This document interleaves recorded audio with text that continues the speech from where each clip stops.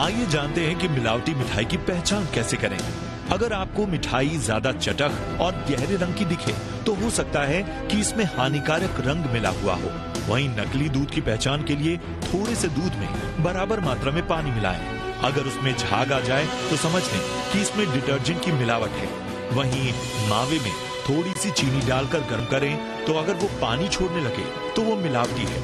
इसके अलावा मावा से बनी मिठाई या पनीर पर आयोडीन की 5 से 7 बूंदे डालें। अगर उनका रंग नीला हो जाए तो समझ जाएं कि उनमें मिलावट है।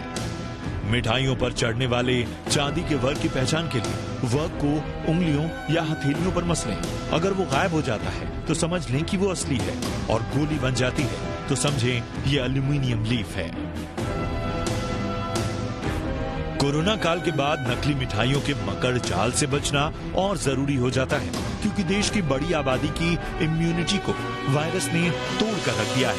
वैसे लोग हेल्दी ऑप्शंस की तरफ भी बढ़ रहे हैं, इसलिए आप भी मुंह मीठा जरूर करें, लेकिन सतर्क और सावधान रहकर। ब्यूरो रिपोर्ट, जी मीडिया। श्रेया, देखिए अब त्योहार है और परंपरागत रूप से, जैसा कि मेहता सर ने भी कहा और त्यागी सर ने भी कहा, परंपरागत रूप से एक दूसरे को मिठाई देना हमारी परंपरा रही है, हमारी आस्था का हिस्सा भी रहा है और एक उत्सव मनाने का एक तरीका हम लोगों का रहा है। लेकिन जब हम जाते हैं मार्केट में तो रंग देखकर, खुशबुएं देखकर हम लोग ये भूल जाते हैं कि इसके पीछे हम क्या खरीद रहे हैं। एक आम कंज्यूमर को क्या ख्याल रखना चाहिए जब वो मिठाई ले रहा है या किसी को गिफ्ट भी कर रहा है? जी देखिए, मिठाई एक ऐसी चीज है, हम सब भारतीयों के उससे इमोशंस जुड़े हुए हैं। तो स्टार्ट ही हमारे बूंदी के लड्डू से हो जाता है, फिर काजू कतली स्टैंडर्ड का एक हमारा पार्ट आता है, तो उससे हमारी रिचनेस पता चलती है। लेकिन मिठाई सिर्फ खरीदने की बात नहीं है, आगे पास ऑन भी होती है। जैसे कि हम लोग जानते हैं कि सोन पापड़ी का डब्बा आगे जाता ही है, पास होता ही है। सो हम लोग जो हाई क्लास में है, अर्बन सेक्टर में है, वो लोग तो मिठाई के बारे में पता कर सकते हैं। जैसे कि आपके ही शो में अभी बहुत सारे स्टैंडर्ड्स बताए गए थे, हनी को कैसे चेक करना है, काजू कतली के वर्क को कैसे चेक करना है, और इतने सारे केमिकल्स मिले होने की वजह से क्या क्या बीमारियां हो जाती हैं।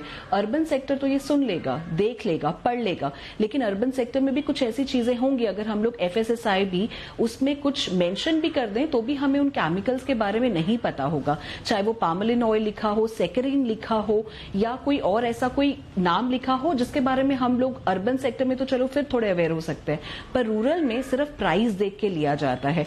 तो ऐसे मिठाई की दुकान से खरीदा जाता है जहां पर आपको रेट भी सस्ता मिले, चाहे वो जैसा मर्जी सुगंध आती हो, जैसा मर्जी टेस्ट हो। और सबसे ज्यादा जो बीमारियां आती हैं वो हॉस्पिटल्स में रूरल सेक्टर में ही ज्यादा देखी जाती है, जहां पर दस्त लगे होते हैं, डायसेंट्री होता है, फूड पॉइजनिंग हो जाती है, आंखों में ग्लाइकोमा डायबिटिक पेशेंट्स को बढ़ जाता है, और पेट में दर्द, फूड पॉइजनिंग इतना ज्यादा हो जाता है। और हम लोग उसको कहां से लिंक करते हैं कि शायद वो क्रैकर से या पटाखों से पॉल्यूशन ज्यादा हो गया और इसीलिए हमारे आंखों में इरिटेशन हो रही है, या फिर डायसेंट्री इसलिए हो गई कि कुछ गलत खा लिया होगा। लेकिन ये फूड पॉइजनिंग पता ही नहीं चलता है। और सिर्फ खरीदने की बात नहीं है, गिफ्ट में भी पार्सल आगे जरूर आते हैं।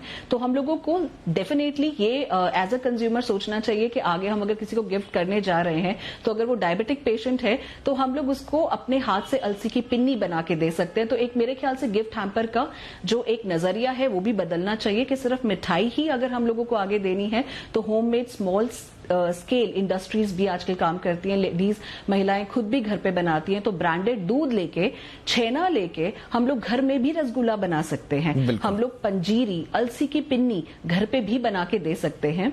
तो ऐसी घर पे रेसिपीज बनाई हुई जो कि ऑथेंटिक होगी, जहां पर हम लोग ना तो सरकार पर ब्लेम कर सकते हैं, ना हम लोग कंज्यूमर्स को ज्यादा हम लोग अवेयर कर सकते हैं। तो मेरे ख्याल से हम लोगों को एक अपना कंज्यूमर को ये भी सोचना चाहिए कि सिर्फ मिठाइयों के साथ बड़ा इंपॉर्टेंट सजेशन दिया आपने श्रेया। और कहते हैं कि जब हम किसी को कोई गिफ्ट देते हैं तो वो गिफ्ट नहीं, दरअसल हमारी पर्सनालिटी का रिप्रेजेंटेशन होता है। तो हम एक ऐसी चीज दें जो अच्छी हो। आमतौर पर हम लेते, चलो गिफ्ट में करना है, चलो कोई भी सब स्टैंडर्ड चीज ले लो, सस्ती मिल रही है, बल्क में मिल रही है, ले लो, गिफ्ट ही तो देना है। श्रेया, मेरे पास वक्त की कमी है, मैं कुछ सेकंड्स में आपसे चाहूंगा वाइंड अप करने के लिए क्लोजिंग रिमार्क आपका। जो छोटे शहर हैं, बड़े शहरों में आपने खुद बताया कि लोग जागरूक भी हो रहे हैं ब्रांडेड प्रोडक्ट्स की तरफ, और थोड़ा सा जागरूकता भी आई है। छोटे शहरों में अभी भी लोग पुरानी हलवाई की दुकान में ही रहते हैं। क्या टिप्स देंगी आप, क्विक टिप्स उनको? देखिए, हम लोग अगर रूरल एरिया की बात कर रहे हैं तो रूरल एरिया में खुद की भैंसें, खुद के गायें, कैटल्स, ये सब रखे हुए होते हैं। तो हम लोगों को ग्राउंड लेवल पे ही करना पड़ेगा ये काम। घर पर ही खीर बना सकते हैं, घर पे ही मिठाइयां बना सकते हैं, जैसे पहले दिवालियों पे हुआ करता था मेरे दादी नानी के टाइम से ही। सो घर पे ही बनाए, लेकिन अगर बाहर की मिठाई भी हम लोगों को खरीदनी है तो, लेकिन ये तो बहुत बड़ी एक वॉरियर वाली बात हो जाएगी कि जैसे food safety and standard authority को, जैसे हम लोग ने डॉक्टर्स को एक रुतबा दिया था कि वो कोरोना वॉरियर्स हैं, कोविड वॉरियर्स, वैसे ही अब एफएसएसआई को भी वॉरियर बनना पड़ेगा और मिठाइयों के शॉप पे जाके सैंपलिंग करनी पड़ेगी। सिर्फ एक यही है, क्योंकि हम आम आदमी किसी लेबरर को या किसी को एक्सपेक्ट नहीं कर सकते कि उसको सूंघिए या टेस्ट करिए, उनमें ये सेंस है ही नहीं, उनमें नहीं पता है कि क्या सोन पापड़ी, क्या वर्क, क्या एल्यूमिनियम, कौन सा टेस्ट करना है। आयोडीन लेकर कोई साथ में नहीं जाएगा कोई मिठाई को टेस्ट करने के लिए। सो मेरे ख्याल से ये बात आपने इम्पोर्टेंट बोली बनाई हुई कि एक आम आदमी के लिए ये सारी चीजें लेकर जाना और फिर दुकान में पहले चेक करना, तो शायद उसको इजाजत भी ना मिले और उसके लिए बड़ा टफ भी होगा। ये काम फिर अंततोगत्वा सरकार की जिम्मेदारी बन जाती है कि वो अपने स्तर पर जितनी ज्यादा हो सकती है मॉनिटरिंग बढ़ाए, रिस्पॉन्सिबिलिटी अपनी थोड़ा सा और आगे बढ़ाए, थोड़ा सा अलर्टनेस बढ़ाए, तो शायद एक आम ग्राहक का काम आसान हो सकता है। बहरहाल बहुत बहुत शुक्रिया डॉक्टर ए के त्यागी, थैंक यू सर, आपने वक्त निकाला। Jayant Mehta sir, thank you so much, आपने वक्त निकाला। श्रेया गोयल जी, आपने भी हमारे लिए वक्त निकाला, थैंक यू सो मच। आपको एक बार फिर से जी बिजनेस की ओर से दीपावली की बहुत बहुत शुभकामनाएं। तो आपका फेस्टिव सीजन भी पूरी तरह से सेफ हो। जो जो टिप्स हमारे मेहमानों ने आज दी है उन्हें अपनाइए और एक हेल्दी दीपावली मनाइए। इसी उम्मीद के साथ इजाजत दें, नमस्कार।